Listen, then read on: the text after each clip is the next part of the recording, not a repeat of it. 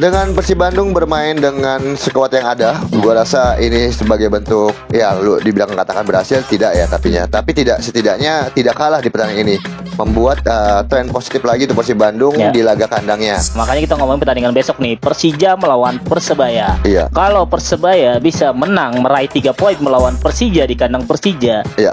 akhirnya nanti bisa membalap. Dewa United.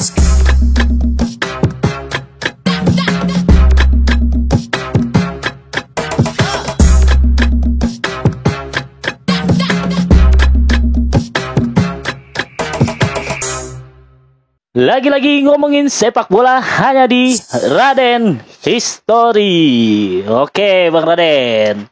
Wah, hasilnya seru sekali nih Bang Raden nih. 2-2. Gimana nih menurut Bang Raden pertandingan Persib Bandung melawan Borneo? Ya, cukup sangat seru ya, pertandingan yang luar biasa di Ya. pekan ke-28 Liga 1, jual beli serangan, taktikal dua-duanya terbuka, dan luar biasa memang penampilan antara Tyron De Pilno dengan Mariano Pelata yang luar biasa mencetak gol di hari ini. Itu dulu deh. Oke, nih kita ngomongin gol di Brest nih, keren banget nih dari Triwan dan Perlata membuat perbedaan. Nah, menurut lu Bang Raden, nih gol ini seperti apa nih kira-kira Bang Raden? Ya, pada dasarnya kedua tim memang terbuka mencetak gol. Dan kita lihat banyak banget peluang dari kedua tim. Gol dari pertama yaitu Mariano Perlata membuat Persib Bandung tersentak akhirnya, Bil. Ya. Karena Persib Bandung di jalan laga sampai 30 menit itu berhasil mendominasi. Setelah ada gol dari menit ke-28 dari Perlata yang dari tendangan luar kotak penalti Ya, yang pressingnya cukup keras ya. luar biasa yang tidak bisa dihalau oleh si Kevin Ray Mendoza, barulah tersentak. Itu gol yang sangat menurut gua aktor penting ya Perlata di laga ini. Ya. Terus ada gol penyeimbang dari Persib Bandung di Ya. babak yang pertama juga di menit ke-43 akibat ada pelanggaran dari Christopher yang menghalau dari Tyron De Pilno pergerakannya yang membuat penalti setelah VAR checking komplit. Dan menceritakan dengan manis juga membuat Nadeo terkecoh akhirnya. Ya. Lantas di babak kedua jalan pertandingan gol lagi diciptakan dari Persib Bandung, justru dari Persib Bandung. Persib Bandung di babak kedua di awal-awal laga langsung bermain coba menekan dan akhirnya membuat gol dari lagi-lagi Tyron De Pilno akibat umpan dari Beckham Putra yang sangat luar biasa ya umpannya ya. Dan diselesaikan dengan manis di dalam kotak penalti. Itu juga gol yang sangat luar biasa dari Tyron De Pilno Brest. Ya. Terakhir gol yang gak disangka-sangka, gol duplikat dari Mario Pelata. Tendangan dari luar kotak penalti, pressing lagi-lagi menciptakan peluang yang sangat berbahaya. Ya. Jadi 2 gol penampilan di malam hari ini dari 2 pemain luar biasa banget ya. Yang satu sudah menciptakan 13 gol untuk Persib Bandung. Oke, kita ngomongin gol-gol yang sangat ciamik semua nih Bang Raden nih. Nah, kita ngomongin ada salah satu peluang nih dari pemain Borneo yaitu Kenzo. Nah, namun hampir aja nih Bang Raden menciptakan peluang gol yang sangat fantastis nih. Dan juga ada Perlata yang hampir mencetak gol juga nih, ada peluang terakhir juga buat Perlata. Apakah defensif berhasil bagi Bandung nih? Dengan Persib Bandung bermain dengan skuad yang ada, gua rasa ini sebagai bentuk ya lu dibilang katakan berhasil tidak ya tapi tidak setidaknya tidak kalah di pertandingan ini, membuat tren positif lagi untuk Persib Bandung di laga kandangnya. Kalau tendangan tadi Kenjo Nambu, gua rasa sendiri itu kita lihat sendiri Bil ya. Tendangan dari Mister gawang itu di tengah Bil ya. Itu kalau misalkan bola masuk mungkin akan menyamakan rekor dari golnya si Rizky Ridho ya kan. Dan tentunya juga Mario Perlata juga. Itu kalau misalkan tadi bola tidak dihalau dengan Gustavo Franca, bisa saja gol ketiga yang sama proses golnya kan, luar biasa. Tapi lagi-lagi kalau dibilang berhasil, memang tidak terlalu berhasil dari segi defensif ya, karena bermain dengan kedua tim ini bermain dengan terbuka, open. Jadi membuat pasti ada celah di bagian pertahanan masing-masing klub. Di babak kedua ya, sebelum gol diciptakan Perlata sebenarnya Bojan Honda sudah melakukan namanya bagaimana untuk bertahan. Seperti menggantikan Rian Kurnia, digantikan Jalnando, Robby Darwis juga masuk, terus juga ada Ahmad Agung serta Azikri yang sedikit defense sebenarnya posisinya. Tapi memang ya lagi-lagi ada celah yang bisa dimanfaatkan oleh Borneo FC. Nah, Bang Raden, kita lagi-lagi ngomongin melihat kedua pelatih nih yang Bang Raden bilang. Gimana strateginya masing-masing untuk kedua pelatih, Bang Raden? Ya, kalau kita lihat di awal lagi untuk Joaquim Gomez, pelatih dari Spanyol yang menangani Borneo, cukup baik di awal laga ya. Pertama di 5 menit awal, dia cukup baik, langsung menggempur pertahanan Persib Bandung dan hampir saja ada peluang dari Shiran yang gagal dimanfaatkan. Bermain dengan terbuka melawan Persib Bandung di kandang sendiri adalah hal yang harus dilakukan oleh tim Borneo FC. Mau nggak mau dia harus menang di kandang sendiri kan untuk menaikkan segi peringkatnya. Saat ini berada di peringkat 7 akhirnya ketika imbang melawan Persib Bandung.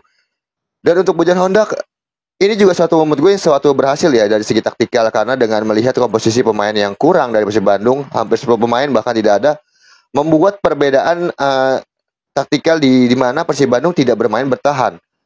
Yang harusnya dilakukan oleh tim tamu adalah bertahan ya. Jadi ini Persib Bandung bukan melakukan taktikal bertahan, tapi lebih open play. Jadi kedua tim benar-benar open play, membuat sangat seru pertandingan dan enak ditonton jadinya. Jadi banyak peluang dari kedua tim. Jadi hari ini di kedua pelatih menurut gue bermain dengan gayanya masing-masing, dengan komposisi pemain yang ada, dan memang banyak save yang krusial dari pemain-pemain pertahanan Persib Bandung yang membuat hasilnya jadi seri imbang 2-2. Ya, sekaligus Persib Bandung emang menyatakan mentalitasnya Bang Raden sebagai posisi nomor satu sekarang gitu kan, dengan formasi menyerang, pemain yang terbuka di kandang lawan itu menandakan mentalitas Persib Bandung sangat-sangat diajukan jempol, apalagi pemain-pemain mereka tim intinya lagi banyak yang tidak bermain Bang Raden. Nah, terus kita ngomongin Tyron De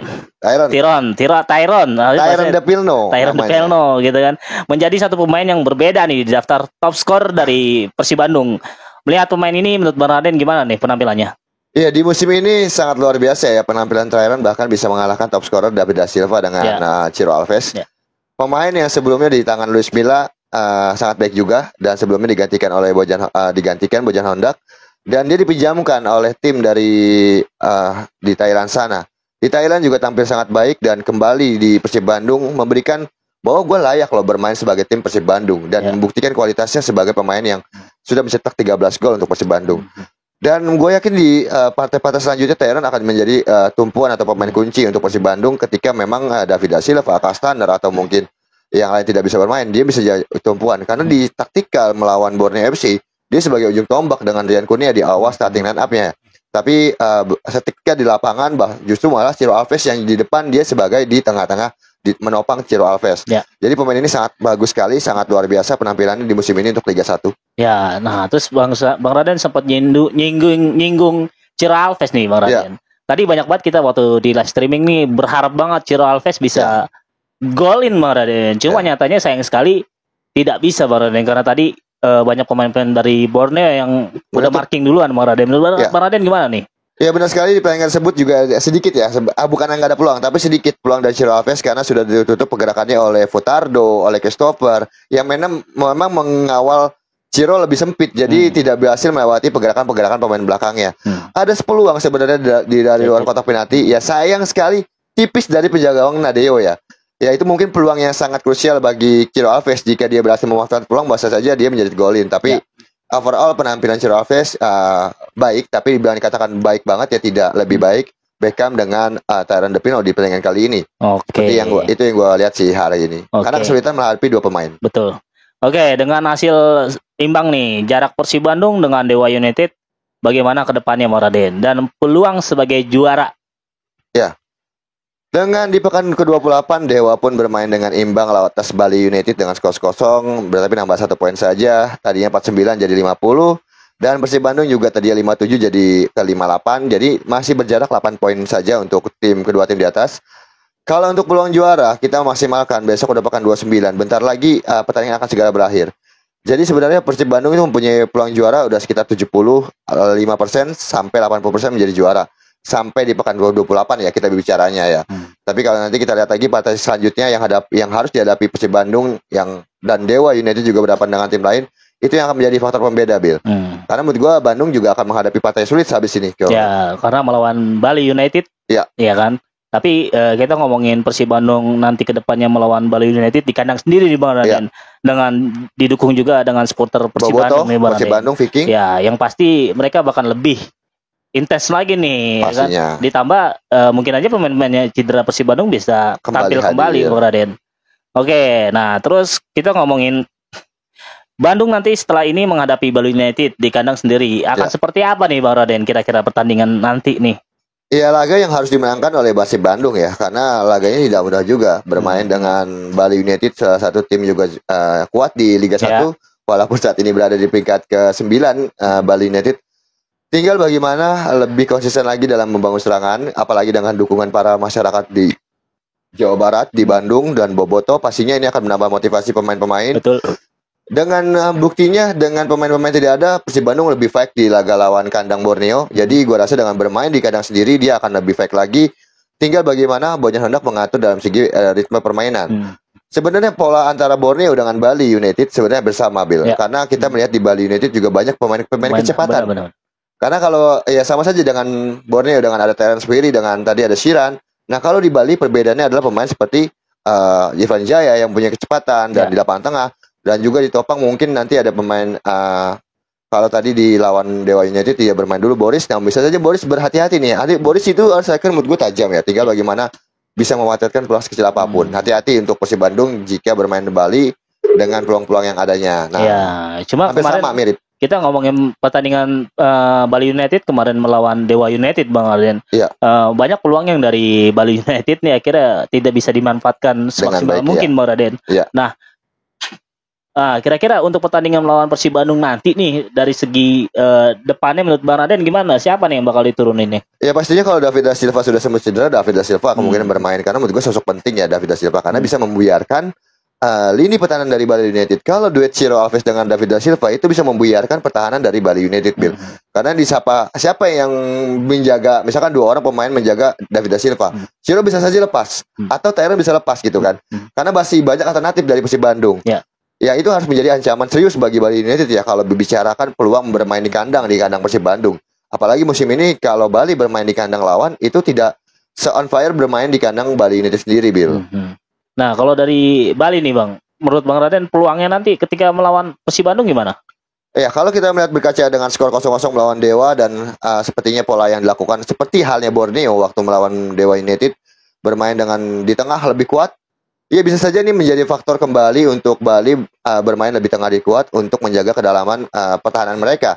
Dan tinggal bagaimana peluang-peluang yang harus bisa dimaksimalkan oleh Boris Gobetovic, karena kemarin itu peluang-peluangnya sangat jarang banget yang berhasil. Ya, harus lebih efektif lagi membangun serangan ya. Karena gue bilang tadi sebenarnya dengan Irfan Jaya yang sebagai faktor serangan di Bali United itu harus bisa dimaksimalkan oleh Irfan Jaya. Ya, oke. Kita terlepas dari pertandingan Persib Bandung next melawan Bali United, kita ngomongin juga nih Borneo. Borneo juga kedepannya berat juga nih berhadapan dengan PSM. Akan seperti apa kira-kira nih? Ya, kalau kita bicarakan Borneo dengan PSM Makassar, ini laga yang gak mudah juga bagi kedua tim pasti gue bilangnya. Karena PSM Makassar baru menang melawan tim dari Semen Padang FC di pekan ke-28, bentar lagi di pekan 29 Borneo. Dan Borneo bermain away nih kalau nggak salah ke kandangnya PSM. Justru Borneo harus berhati-hati dengan PSM Makassar bermain di kandang karena di B.J. Habibie kita kenal angkernya, Bill. Ya. Dan PSM Makassar saat ini lagi on fire di mana Hermin Hajaleta walaupun nanti mungkin terkuras tenaganya di ajang AFF ya karena kan dia harus mewakili Indonesia di ajang AFF di partai semifinal. Gua rasa ada faktor keuntungan bagi Borneo dan ada sedikit kekurangan bagi PSM Makassar karena faktor fisik kelelahan mungkin. Tapi overall pertandingan pasti akan sangat menarik. Ya. Pastinya Borneo juga ingin menaikkan tabel klasemen peringkat 7 dan PSM Makassar saat ini berada 4 besar menggeser sementara Persija Jakarta karena belum bermain. Nah, bagaimana konsisten antara PSM Makassar dengan Borneo FC? Itu aja menurut gua. Oke. Nah, terakhir nih Bang Raden. Apakah Bandung juara di musim ini? Ya. Kalau tadi gue berbicara Bang juara 75%, makan gua kalau ini sih dari hati maksud gue tahun ini mungkin Persib Bandung akan jadi juara back to back dan gue rasa akan menjadi wakil Asia lagi di Asia nanti. Tetap akan mungkin tahun depan di tahun 2026 akan mewakili Indonesia di ajang ACL 2 atau mungkin ACL Elite, kita nggak tahu nanti bagaimana hasil dari Madura. Kemungkinan juara 90% sih kalau dibilang juara ya 90% karena gue nggak bisa memastikan pasti juara karena ini kan kita bicara ini pekan 28 masih makanya gue tapi sisa pertandingan lah ya. Iya, sisa pertandingan. Tinggal menunggu saja di pekan ke-30 lah yang menurut 30 31 itu akan menjadi faktor penting untuk Persib Bandung. Tapi kalau overall ditanya juara apakah enggak juara? Juara. Ya. Oke. Nah, kita ngomongin terakhir banget dah nih. Tadi kan terakhir banget dah nih. Klasmen nih Bang Rade. Nah, klasmen Persib Bandung walaupun sekarang ada di peringkat pertama nih, di bawahnya ada Dewa United dengan selisih 8 poin. 8 poin di bawah Dewa United ada Persebaya. Sisinya dengan poin 48. 48. 48 berarti sisinya kalau 8 poin berarti 11 poin. 11 poin. Persebaya ke Dewa 8 poin. 8 poin. Nah, misalkan besok nih kita ngomongin Persebaya ke Dewa tuh cuma 2 poin. 2 poin. Nah, makanya kita ngomongin pertandingan besok nih, Persija melawan Persebaya. Iya. Kalau Persebaya bisa menang meraih 3 poin melawan Persija di kandang Persija. Iya. Akhirnya nanti bisa membalap Dewa United. Selisihnya menjadi 1 poin saja. Nanti kalau misalkan Persija kalah ya, atau mungkin Persebaya menang, dia akan menggeser Dewa dengan posisi berbeda 1 poin dengan Dewa United, dan berbedanya berarti dia 51 poin, berbeda 7 poin dengan Bandung. Kalau misalkan besok menang nih. Ya, kalau misalkan Persija yang menang. Kalau Persija menang, dia sementara akan kembali ke Big Four, 4 besar. Menggeser sementara Persema Makassar karena dengan unggul poin ya. Jadi kan Persema Makassar tim 43. Cuman hanya berbeda selisih gol, dan Persija Jakarta ntar naik jadi 46. Oke, gitu ya. Berarti besok pertandingan Persija Persebaya sangat-sangat menentukan. Menentukan untuk ke Persebaya Persija juga aja pastinya. Karena kan Persija targetnya 4 besar. Ya. Dan Persebaya targetnya juara nih. Oke. Kalau dia targetnya juara, mau nggak mau nih harus menang nih partai ini, Bil. Iya, oke. Mungkin gitu aja. Ya, pembahasan kita ya. Karena juga kita akan live reaction juga nih, Bil. Ya, besok nanti kita bakal bereaction ya pertandingan Persija melawan Persebaya. Oke, begitu aja mungkin pembahasan kita untuk pertandingan tadi. Persib Bandung melawan Borneo dengan hasil skor 2-2. Hasil positif, Bil. Kalau menurut gua hasil positif. Hasil positif untuk kedua tim. Terutama Persib Bandung. Bukan buruk ya. Karena kenapa? Karena kalau misalnya Bandung kalah, itu bisa saja tersalib nanti ya kan. Iya. Tapi dengan hasil seri ini mengamankan asa juaranya. Betul. Karena kemarin Dewa United juga seri juga kan, juga lawan Bali. Oke. Ya mungkin gitu aja ya Bang Raden untuk pembahasan rekap kita pertandingan yang tadi.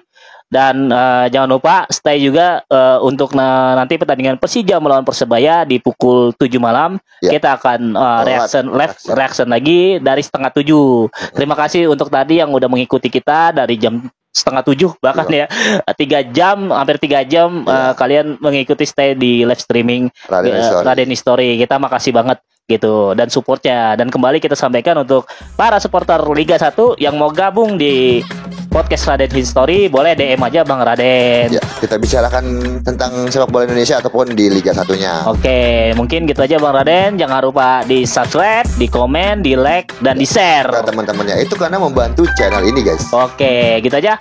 Wassalamualaikum warahmatullahi wabarakatuh. 3, 2, 1, biasa gitu.